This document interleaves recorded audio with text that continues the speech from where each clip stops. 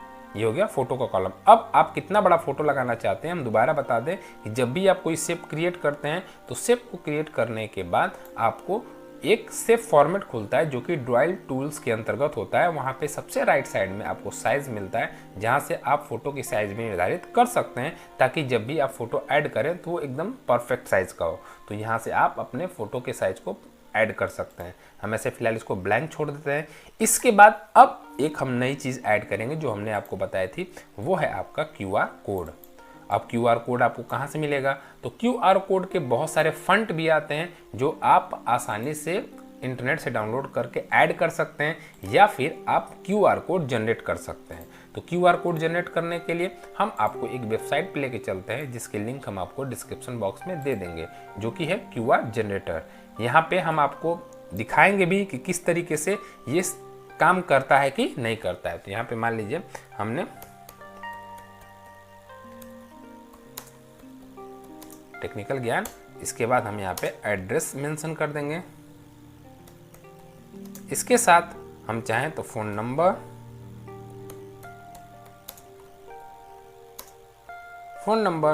Number के बाद आप चाहें तो यहाँ पे ये हम URL क्रिएट कर रहे थे, हम चलते हैं टेक्स्ट में, फ्री टेक्स्ट में ऐड करने। तो यहाँ पे हम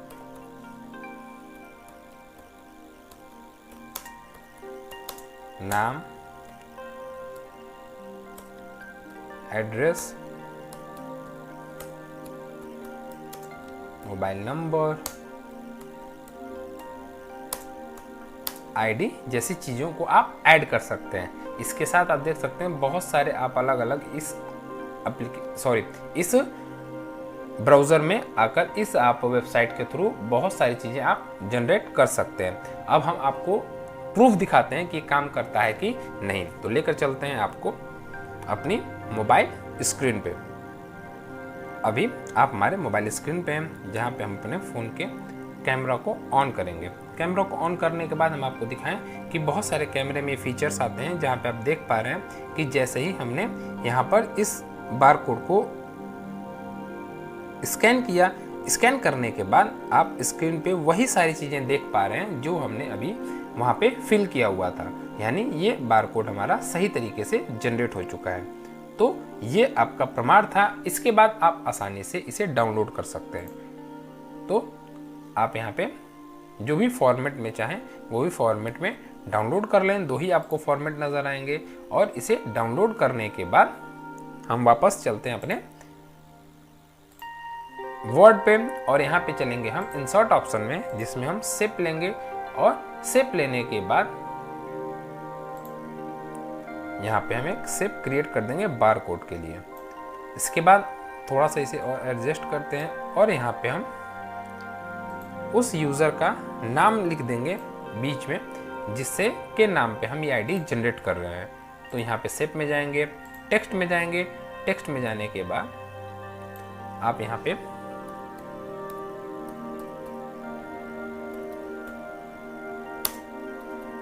उस यूज़र का नाम लिख सकते हैं जो इस आईडी कार्ड को यूज़ करेगा। तो यहाँ पे आप इसके सेव फिल को हटा दें।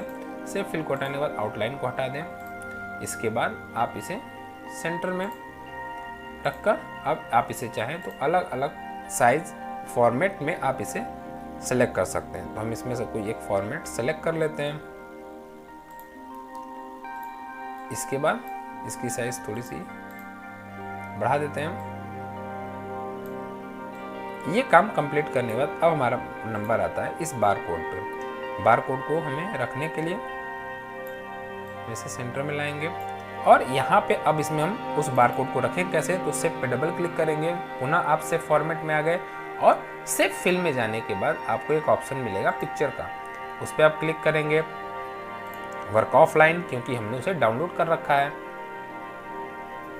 इसके बाद हम चलेंगे ब्राउज़र और ब्राउज करने के बाद आपको जो इंटरफेस नज़र आएगा इसके द्वारा आप उस जगह पे पहुंच जाएं जहां पे आपने उसे डाउनलोड कर रखा हुआ है। तो ये था हमारा टीजी नाम से वो बार कोड, जिसे हम आसानी से क्या कर सकते हैं, यहाँ पे फिल कर सकते हैं।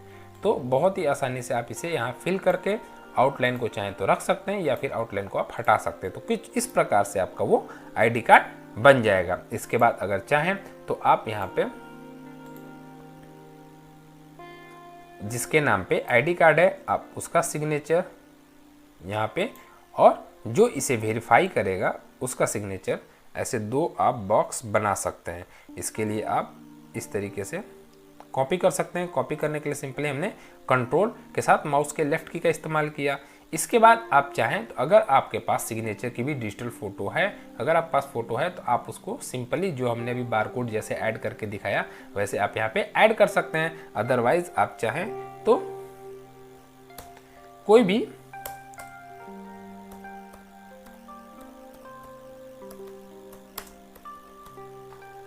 भी आप सिग्नेचर के लिए फॉन्ट सेलेक्ट कर सकते हैं, या सिग्नेचर फॉन्ट अगर आप चाहें तो ब्राउज़र के थ्रू आप डाउनलोड कर सकते हैं, जिससे बहुत ज़्यादा आपको सिग्नेचर फॉन्ट मिल जाएंगे, जिनमें से किसी भी एक फॉन्ट का इस्तेमाल करके आप उसका इस्तेमाल सिग्नेचर के तौर पे कर सकते हैं। लेकिन अगर आप प्रोफेशनल आईडी बनाते हैं तो आप कोशिश करें कि आप सिग्नेचर को स्कैन करें और स्कैन करने के बाद उसे ऐड करने का कार्य करें। उसके बाद आप इसके जब बैकग्राउंड को हटा देंगे तो कुछ इस प्रकार से आपका नजर आएगा। इसके बाद यहाँ पे जो भी इसको वेरीफाई करेगा आप उसके डिजिटल सिग्नेचर को भी आप चाहें तो ऐड कर सकते हैं, या फिर आप इस तरीके से सिग्नेचर वाले फॉन्ट को सेलेक्ट करके आप यहाँ से सिग्नेचर फॉन्ट कोई भी जो आपने डाउनलोड कर रखा है उनमें से किसी भी एक सिग्नेचर फॉन्ट का यूज़ करके आप आसानी से क्या कर सकते हैं, उसे बना सकते हैं। तो कुछ इस प्रकार से आप चाहें तो आईडी कार्ड एक क्रिएट कर सकते हैं। इसके बाद अब इसे मल्टीपल कैसे बनाना है तो इसकी वीडियो हम पहले ही बना चुके हैं, जिसे आप आसानी से आई बटन पे जाके देख सकते हैं, और उसमें भी कुछ स्टेप फॉलो करके आप ऐसे बहुत सारे आईडी कार्ड को बना सकते हैं। उसमें आपको सिर्फ एक काम करना होगा कि 2 कॉलम बढ़ाने पड़ेंगे। जहाँ पे एक हमने फोटो का कॉलम बनाया था वहीं पे आपको एक बारकोड का कॉलम बनाना होगा, और सबके बारकोड जनरेट करके आपको इस तरीके से फिल करना होगा, और कुछ इस प्रकार से आपको आपकी आईडी कार्ड बन करके तैयार हो जाएगी। उम्मीद है ये वीडियो आपको समझ में आई होगी एक और नई जानकारी के साथ। तब तक के लिए आप सभी का बहुत बहुत धन्यवाद।